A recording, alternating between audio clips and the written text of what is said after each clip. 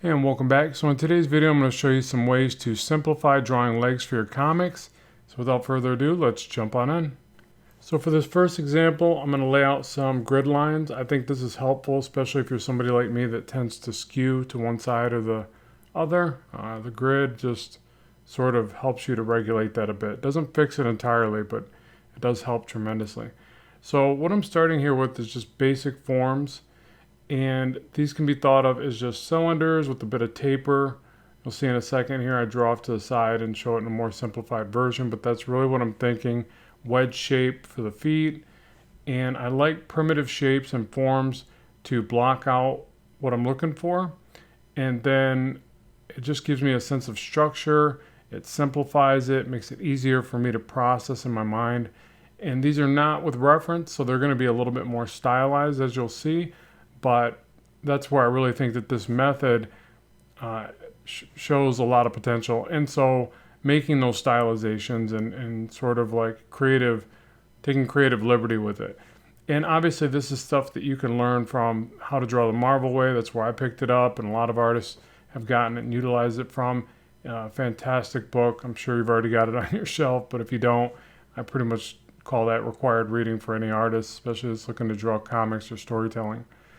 So as I refine the anatomy now, you see I'm moving things around. I'm not exactly sure where it goes. I mean, I tend to think I have a good understanding of anatomy, but again, I am making and taking creative liberties with it.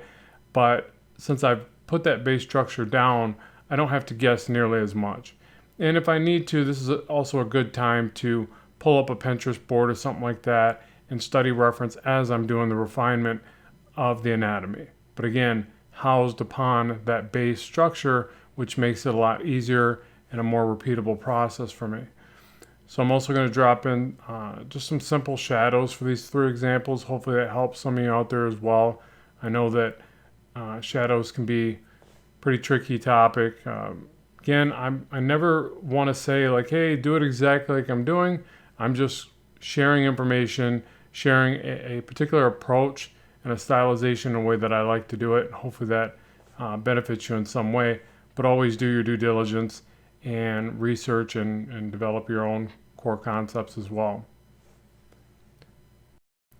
So for this next example, you see I still start with the grid, but then I'm going to use these primitive shapes a little bit differently. So now I'm starting with a box-like shape for the lower pelvis, and then still using the cylinders for the legs and wedge-like shape for the foot.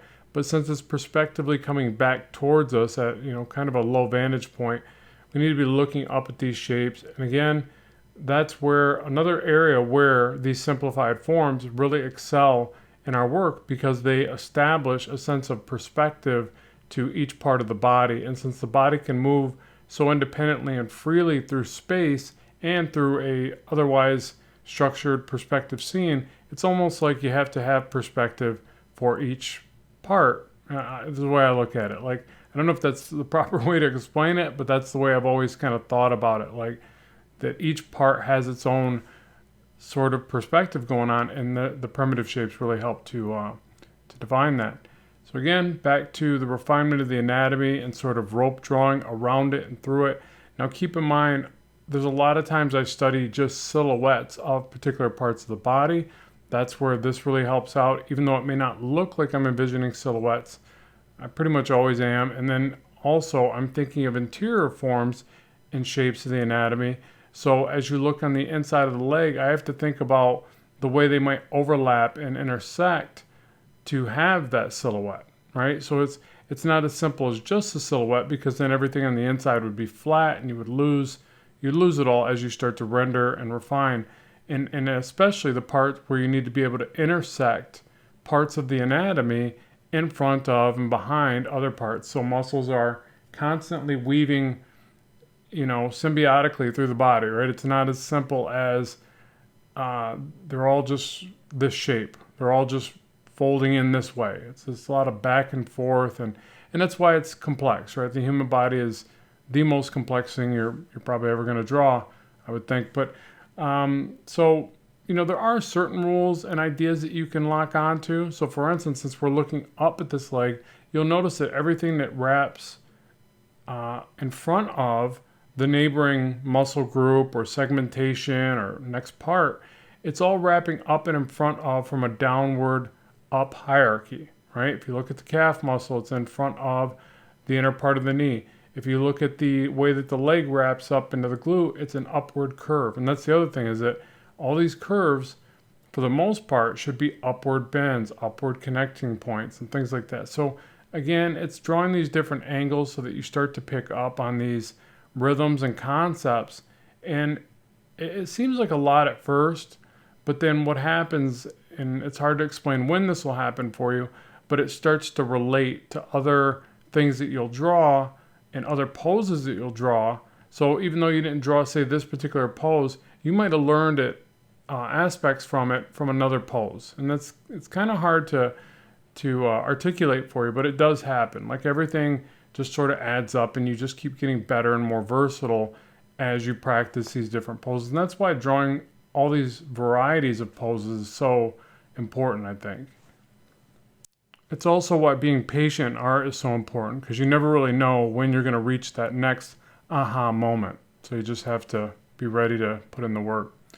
So for this third and final example, we're going to go with something a little bit different. So I'm going to try to express a little more perspective. So you see I'm starting with some perspective lines and doing the big foot coming out towards camera. And, you know, this one actually came out a little bit blocky, I must say, like a little bit too aligned.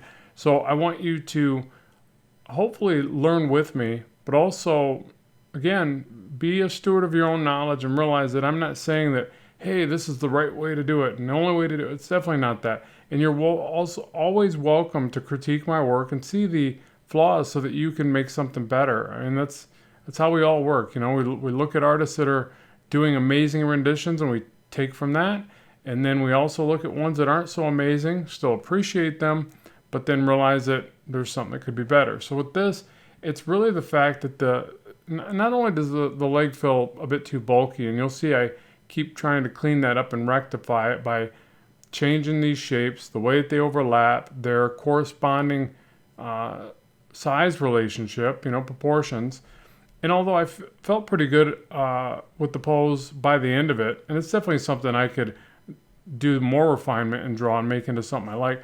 But the thing I want you to see is that the upper leg to the lower leg to the foot is a little bit too aligned. It's all too straight. Like it almost, if you pictured a perspective of a 2x4, right?